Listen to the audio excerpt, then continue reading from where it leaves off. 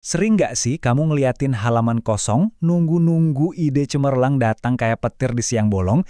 Gimana kalau ternyata kamu nggak perlu nunggu sama sekali? Nah, berdasarkan buku Innovating Minds, kita akan bongkar mitos itu. Kita bakal siapin kamu peta dan kompas buat memulai ekspedisi ke dalam pikiran kamu sendiri. Siap?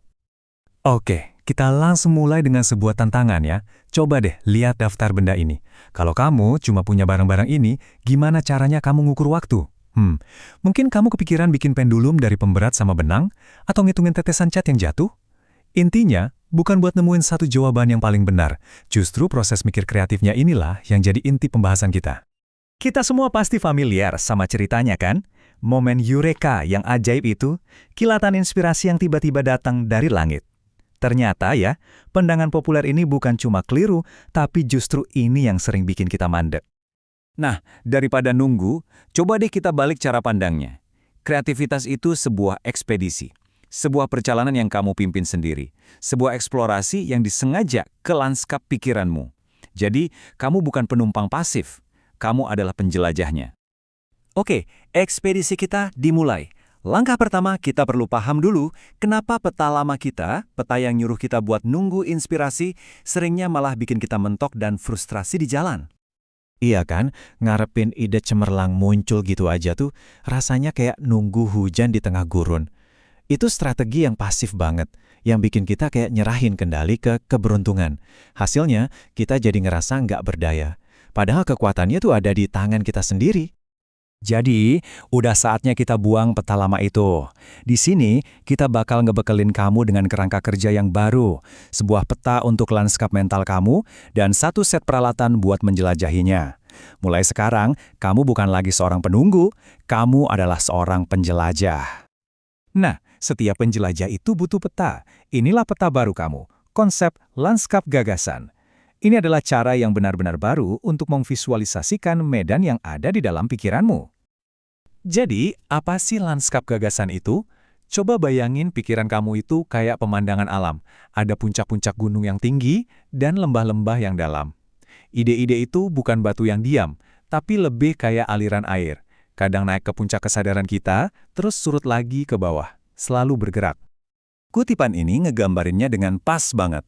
Puncak-puncak gunung itu ibarat ide-ide yang lagi jadi fokus kita saat ini. Sementara itu, di lembah-lembahnya ada banyak banget gagasan lain yang sebenarnya cuma nunggu buat kita temukan.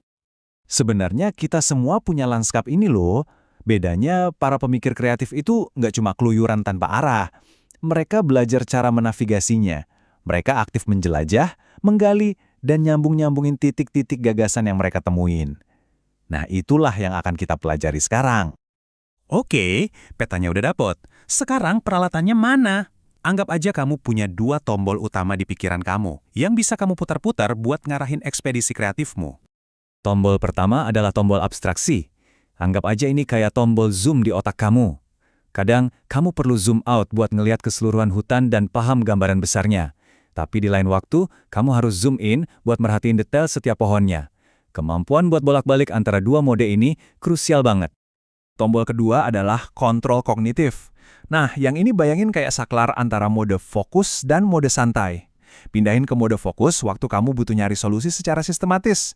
Terus, pindahin ke mode santai dan biarin aja pikiran kamu jalan-jalan. Disinilah biasanya koneksi-koneksi tak terduga sering muncul. Jadi, ini dia kuncinya. Kreativitas sejati itu bukan soal kejebak di satu mode aja. Kelincahan mental itu sebuah keahlian. Keahlian buat tahu kapan harus zoom in, kapan harus zoom out, kapan harus fokus, dan kapan waktunya buat ngebiarin pikiran mengembara. Ini tentang jadi ahli dalam menggunakan kedua tombol ini. Oke, peta udah di tangan, peralatan udah siap. Terus, gimana kita benar-benar mulai ekspedisi ini? Jawabannya ada di sebuah siklus yang praktis dan kuat banget. Ini mungkin perubahan pola pikir yang paling penting nih. Berhenti cuma mikirin ide dan mulailah ngerjain sesuatu. Kenapa? Karena setiap tindakan itu sebenarnya bagian dari proses berpikir juga. Setiap sketsa yang kamu bikin, setiap prototipe yang kamu bangun, itu bakal ngasih kamu informasi baru yang nggak akan pernah kamu dapetin cuma dengan bengong. Siklus ini kelihatannya simple, tapi efeknya luar biasa. Pertama, kamu membuat sesuatu. Nggak perlu sempurna, yang penting ada. Lalu, dari tindakan itu kamu jadi menemukan sesuatu yang baru. Wawasan baru, masalah, atau peluang yang nggak kepikiran sebelumnya. Nah, temuan itu kemudian jadi bahan bakar buat langkah membuat kamu berikutnya. Gitu terus, muter kayak mesin. Ini persis kayak yang dibilang sama penemu Tim Hankin. Ide-ide terbaik itu seringnya nggak muncul di awal. Mereka lahir justru di tengah proses pembuatan. Proses itu sendiri yang jadi laboratorium penemuan kamu, yang ngasah dan nyempurnain ide awal kamu. Terus kenapa siklus ini penting banget? Karena ini adalah senjata kita buat ngelawan musuh bebuyutan kreativitas. Namanya fiksasi desain. Pernah nggak sih, kamu saking sukanya sama ide pertamamu, jadi susah banget buat ngelihat kemungkinan lain? Nah, itulah fiksasi desain. Siklus ini maksa kita buat terus bergerak maju. Gimana cara ngatasinnya? Coba deh beberapa strategi ini. Jangan bikin satu prototipe, coba bikin 3 yang beda banget. Cari inspirasi dari bidang yang sama sekali nggak nyambung. Misalnya, gimana cara kerja sarang lebah bisa jadi inspirasi buat algoritma internet? Atau, coba jelasin lagi masalah kamu pakai kata-kata yang beda, biar kamu bisa ngelihatnya dari sudut pandang baru. Jadi, siklus memuat dan menemukan ini benar-benar mengubah permainan. Kreativitas bukan lagi soal nunggu pasif, tapi jadi sebuah ekspedisi aktif yang nggak ada habisnya. Inilah mesin yang bakal terus dorong kamu maju, menjelajahi lanskap gagasan kamu. Satu penemuan demi satu penemuan. Jadi, kita tutup dengan satu pertanyaan. Dengan peta baru dan perangkat mental ini di tanganmu, ekspedisi kamu udah siap dimulai. Kamu bukan lagi penunggu petir, kamu adalah sang penjelajah. Jadi, apa yang akan kamu temukan di lanskap gagasan kamu hari ini?